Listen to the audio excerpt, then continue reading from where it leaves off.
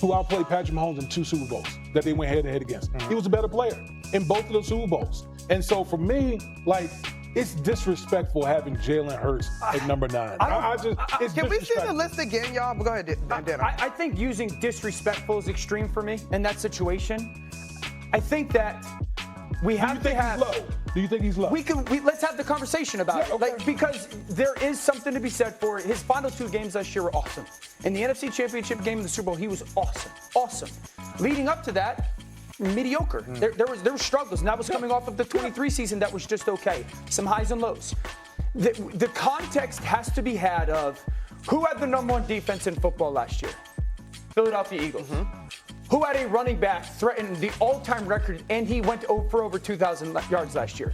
The Philadelphia Eagles. Who had the best offensive line in football last year? The Philadelphia Eagles. So are we holding personnel against him? Yeah, not holding it against You're putting in the context, lowest drop rate in the league when Jordan Love's over 7% and Jalen Hurts is under 2%. Does that not make a difference when you're evaluating quarterback? I'm talking the same Jordan Love that has propensity for turnovers in terrible situations. Come on, D-Wood. No question. I'm not questioning Jordan Love's talent. No, I think I'm putting Hurts above Jordan Love. I'm just saying when we're contextualizing this, that matters. The fact that Jalen Hurts has the best roster in football around him. I think Jalen Hurts should be higher on this. Okay, hold on. Let's go back to the list because you just brought the list back up. You think Jalen Hurts should be higher on the list? We are on this list, Dan, as you see it. Yeah. This is singularly based on the quarterback. Yeah. Separating away from teams. Yes. D-Wood, you're saying that guys shouldn't be penalized based on their teams, and you would move Jalen Hurts up higher with confidence. I would move Jalen Hurts higher. I would put him where Justin Herbert is at 7. My pushback to you would be 1 minute ago you said if the list is just about the quarterback. Okay. You said you would take Justin Herbert, and if you had to find the perfect lab-created quarterback, it would be Justin Herbert. Then how can you put Jalen, if we're just talking about the quarterback playing, how would you put him ahead? Because the play isn't in the lab, the play is on the field. And when we're talking about making plays, that to me is the differentiator in this whole equation. But then it's Jalen Hurts makes those type of plays. Who you're making the plays with has to be a part of the conversation. It just does. And I'm not holding it against Jalen. I don't really try to hold it against a Brock Purdy. I try not to hold it against Joe Burrow. Joe Burrow throws through a guy that's one of the most ridiculous receivers we've seen certainly in a long time. But I'll ask this question about the list, because that's why the Hurts conversation is fascinating. Where's the best place to play quarterback in the NFL? Philadelphia. Okay, where's the second best this year? What team? Detroit, probably. Minnesota, I would say. Minnesota, okay, you can make that. So while I think JJ's going to have an awesome season, I could probably tell you like 15 guys that I think would play awesome in Minnesota. Yeah. I would give you 15 guys that I thought would play awesome in Philadelphia last year. Who you play with has such an impact on how you play. So it is fair to say that you're in a great situation. The next level is what do you do with the situation? No question, Jalen has won it, and he was the best player on the field, so that's why it's warranted. But Justin Herbert, no one can name his starting 3 receivers last year.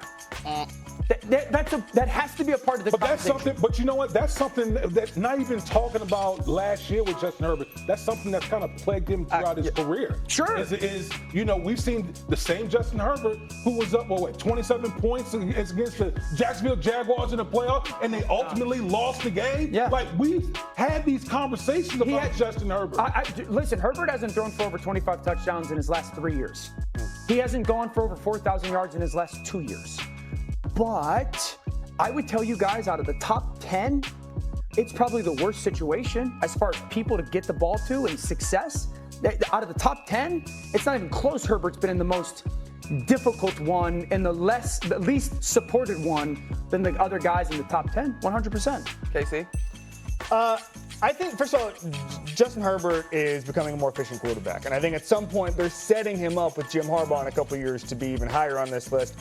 For me, I know this sounds crazy. I kind of agree with Damian in the sense that he's so talented, you have to have him on this list. But after what we saw in January, the 4 interceptions, you kind of have to put him in timeout, okay? Sure. At some point, I can't go back to blogging and podcasting where everybody loves Justin Herbert. If I say he's off the list, of course he's not on the list. I would have C.J. Stroud on the list over Justin Herbert. I agree. Who would you drop here? Who would you drop from the 10? It would be Justin. It would only be Justin. It would be Justin. All that fussing on behalf of Justin, and you gonna drop him?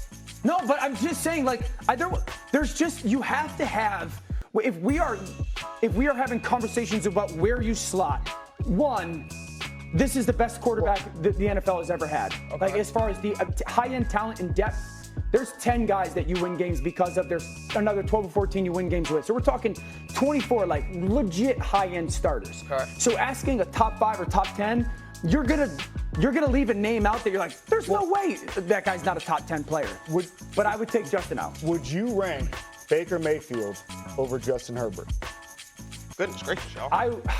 Yes, I would. Yes. I would. He led the NFL in interceptions last year. He had a lot of the things, because it's Tampa, we don't associate it with an amazing roster. Jason Light has done an amazing job building that roster. He's not very pressured.